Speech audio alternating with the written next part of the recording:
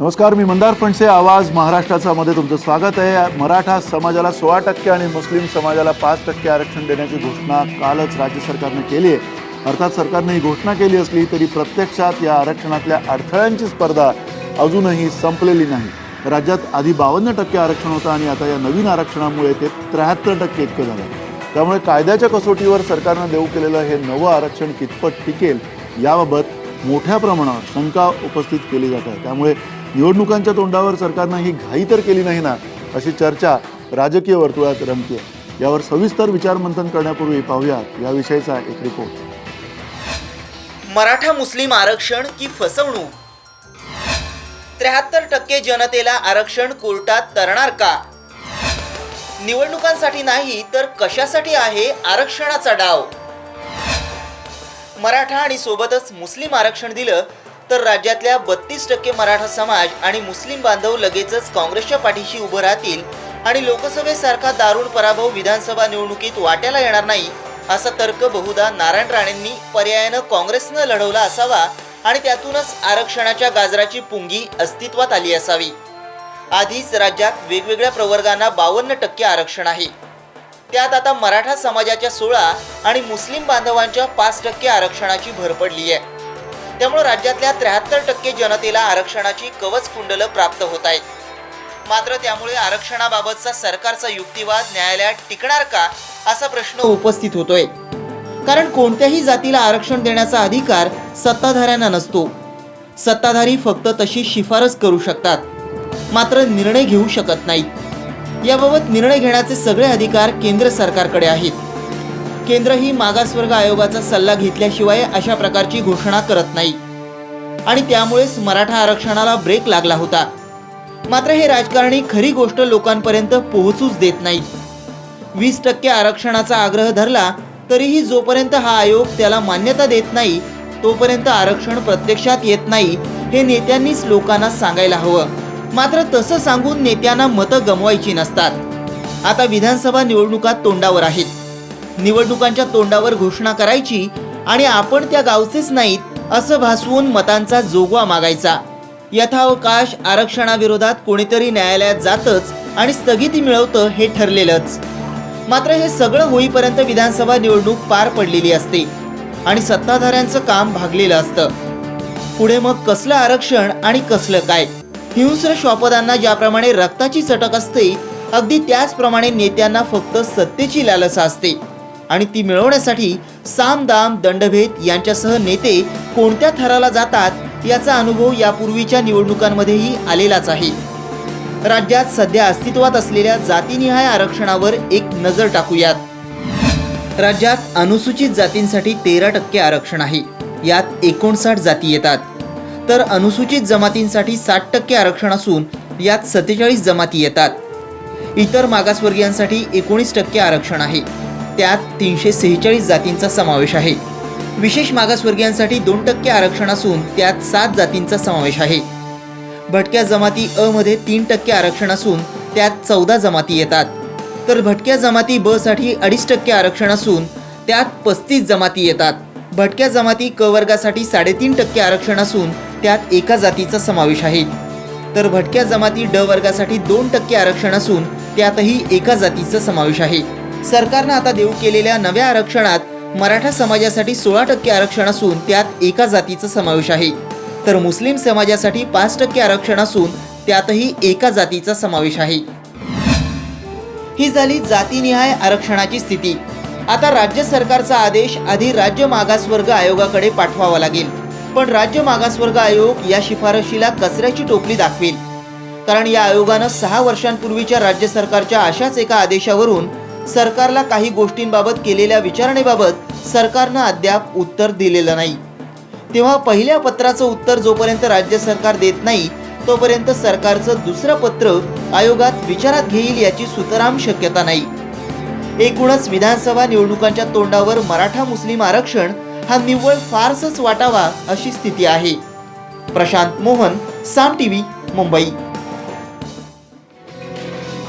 अर्थात हा काल निर्णय झाल्यानंतर आरक्षणाचा आपण आणखीन सविस्तर चर्चा याच्यामध्ये करतोय आणि या चर्चेचा अर्थातच जे स्वरूप असणार आहे ते एक तर निवडणुकीच्या तोंडावरती हे आरक्षण जाहीर करण्याचा नेमका काय उद्देश होता आणि त्याबरोबरीनं या आरक्षणाच्या अंतर्गत काही आरक्षणांचे जे काही अधिक महत्त्वाचे मुद्दे आहेत त्या मुद्द्यांवरती पण आपण सखोल चर्चा करणार आहोत. नीला लिमये आपल्यासोबत आहेत, काँग्रेसच्या प्रवक्त्या. संजय कोकरे ओबीसी एन टी पार्टीचे अध्यक्ष आपल्यासोबत आहेत. प्रकाश गजभिये राष्ट्रवादी काँग्रेसचे आमदार आपल्यासोबत असणार आहेत. प्रकाश पवार राजकीय विश्लेषक आपल्यासोबत आहेत. विनायक मेटे शिवसंग्रामचे नेते आपल्यासोबत आहेत. उमाकांत शेट्टे शिवा ऑर्गनायझेशनचे नेते आपल्यासोबत आहेत आणि आशिष जयस्वाल शिवसेनेचे आमदार आपल्यासोबत आहेत. या सगळ्यांशी आपण चर्चा करणार आहोत. पहिला प्रश्न विनायक मेटे तुम्हाला विचारायचा आहे.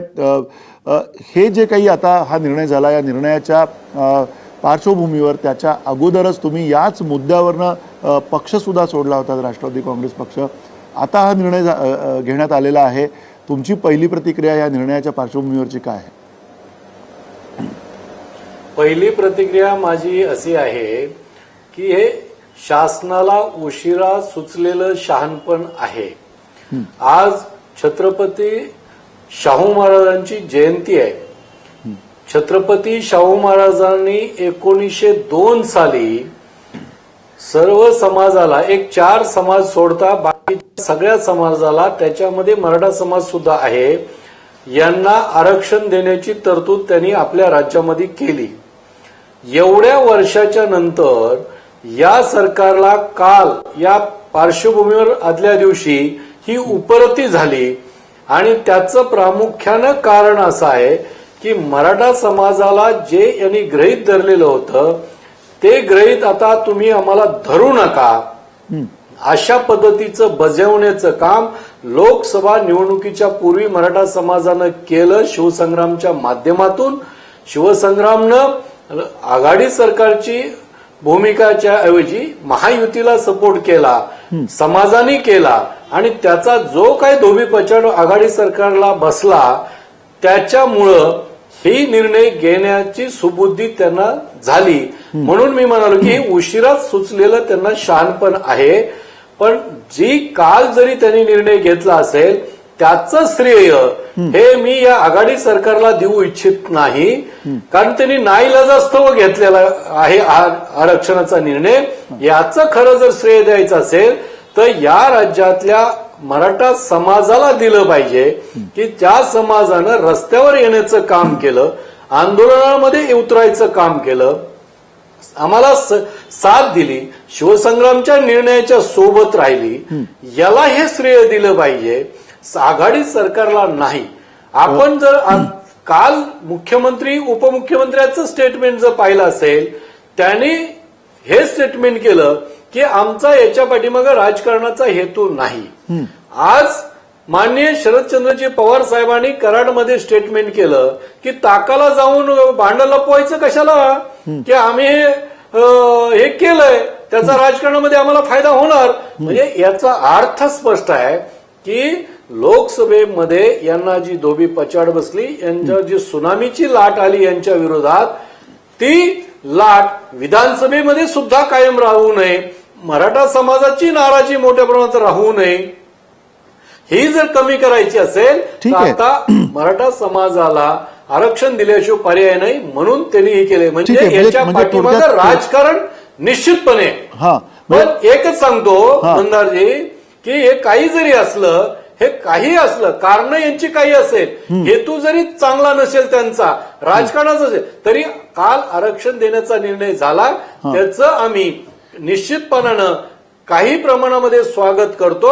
पण काही अडचण अशी आहे की त्याच्या पाठीमागच्या ज्या काही लूप होल्स राहिलेले आहेत त्याच्याबद्दल दुःख सुद्धा वाटतंय. तो जो अन्याय झालेला आहे तो सुद्धा मी निश्चितपणे पुढे सांगेन. नक्की. तुम्ही म्हणता की अन्याय झालाय, तो अन्याय नेमका काय आहे हे पण आपण समजून घेणार आहोत. नीला लिमये, केवळ आणि केवळ मतांवरती डोळा ठेवून हा निर्णय झालाय अशा पद्धतीचा जो आरोप होतोय सरकारवरती, काय म्हणाल? मराठा आरक्षणाची मागणी माझ्या माहितीनुसार 1981 पासूनची आहे. स्वर्गीय माथाडी अण्णासाहेब पाटील जे माथाडी समाजाचे नेते आहेत त्यांनी ती मागणी प्रथमतः उचलली असं जी काही माहिती मिळते त्याच्यावरनं आहे. अर्थात पुढे ती वेगवेगळ्या लोकांनी लावून धरली, शिवसंग्रामचा उल्लेख केला त्यांनी लावून धरली. मुद्दा असा आहे की ही मागणी लावून धरल्यानंतर त्याच्यानंतर काही कमिट्याही झाल्या. आत्ता जी सगळ्यांना माहीत असलेली माननीय नारायण राणे यांच्या नेतृत्वाखाली जी कमिटी झाली त्यांनी त्याचं क्वांटिटेटिव्ह ॲनालिसिस करून, म्हणजे आत्तापर्यंत ज्या कमिट्या झाल्या त्यांनी त्याच्यात सूचना केल्या, शिफारशी केल्या, पण नारायण राणेंजींच्या नेतृत्वाखाली जी कमिटी झाली त्यांनी सुमारे 4 लाख कुटुंबांचं सर्वेक्षण केलंय, 14 लाख लोकांशी ते बोललेले आहेत आणि हा अहवाल त्यांनी 27 फेब्रुवारीला जमा केलेला आहे आणि त्याचा निर्णय आत्ता झालेला आहे. म्हणजे जर मतांवर डोळा ठेवून करायचं असलं तर अशा वेगवेगळ्या गोष्टी आहेत, ते काय एकाच भोवती मतांचा डोळा ठेवून करता येईल असं नाहीये. माझ्या मते त्याची एक प्रोसेस आहे, एक त्याची प्रक्रिया झालेली आहे आणि ती पूर्ण झाल्यानंतर हा निर्णय घेण्यात आलेला. पण ही प्रक्रिया नेमकी निवडणुकीच्या अगोदर पूर्ण झाले हेही आपल्याला दुर्लक्षून चालणार नाहीये. संजय कोकरे, एकूण हे जे काही सगळं आरक्षणाचा मुद्दा झाला आहे आपल्या संपूर्ण राज्यामध्ये, आता जवळजवळ आपण 73% आरक्षणाच्या या टक्केवारीवरती पोहोचलेलो आहोत. एक आरक्षणाच्या अंतर्गत आरक्षण हा सुद्धा एक त्यातला आणखीन महत्त्वाचा विषय आहे. काय या सगळ्या पार्श्वभूमीवरची तुमची प्रतिक्रिया आहे? आरक्षणाचं तत्व पहिलं आपण समजून घेऊ.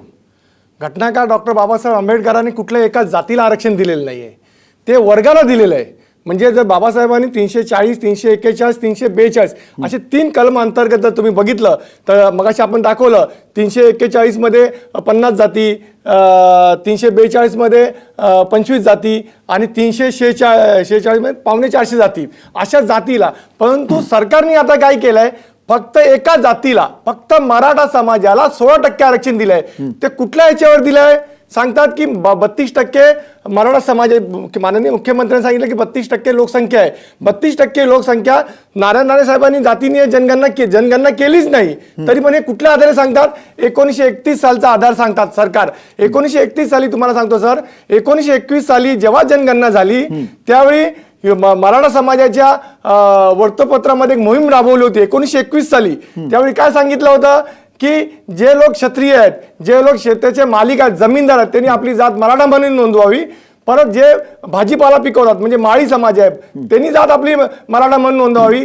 जे शेतमजूर आहेत, शेतमजूर कोकणामध्ये कुळवाडी म्हणतात, विदर्भामध्ये त्यांना कुणबी म्हणतात आणि खानदेशमध्ये त्यांना लेवा पाटील म्हणतात. अशा जातींनी सुद्धा मराठा मराठा म्हणून त्यावेळी नोंदवलंय. आणि 1931 साली ब्रिटिश सरकारच्या जी जातीने जनगणना झाली त्याच्यामध्ये स्पष्ट लिहिलं आहे की 9 जातींनी मराठा समाज म्हणून त्यांनी डिक्लेअर केलेलं आहे. म्हणजे 32% त्याच्यामध्ये कुणबी आला, त्याच्यामध्ये माळी आला, त्याच्यामध्ये लेवा पाटील आला, इतक्या 9 उपजाती आहेत. म्हणजे 9 उपजातीची लोकसंख्या 32% आहे. आणि अशा 32% तुम्ही मग 32% सर्वांची 16% धरली, मग त्याच्यामध्ये कुणब्यांचा का नाही तुम्ही समावेश करत? त्याच्यामध्ये जे 9 उपजातीमध्ये आहेत त्याचा का नाही तुम्ही समाविष्ट करत? हे जाणून बुजून सरकार काय करतंय? सरकारचं एकमेव धोरण आहे मराठा समाजाचा की हा जो भटका समाज आहे, हा जो ओबीसी समाज आहे, ह्या समाजाला आपला आश्रित म्हणून जगायला लावायचा आणि ह्यांचं शिडी म्हणून. एक मिनिट, आपण आरोपाच्या आणि याच्यामध्ये जाऊया नको, कारण बऱ्याचदा आपण हे खूप गृहीत धरून सगळे आरोप करतो आणि कोणाला काय करायचंय किंवा कोणाचा काय मुद्दा आहे त्याहीपेक्षा आपण खरा हा अत्यंत जटिल असा प्रश्न आहे. 4,500च्या आसपासच्या सगळ्या या जाती आहेत आणि केवळ 73% काय 100% जरी आरक्षण दिलं तरी हा मुद्दा लगेच एका दिवसात एका राजवटीमध्ये सरकारच्या संपणारा नाहीये. त्यामुळे पुन्हा एकदा आपण हळूहळू याच्यातली सगळी जे संदर्भ आहेत ते समजून घेण्याची ही सगळी आपली प्रक्रिया आहे.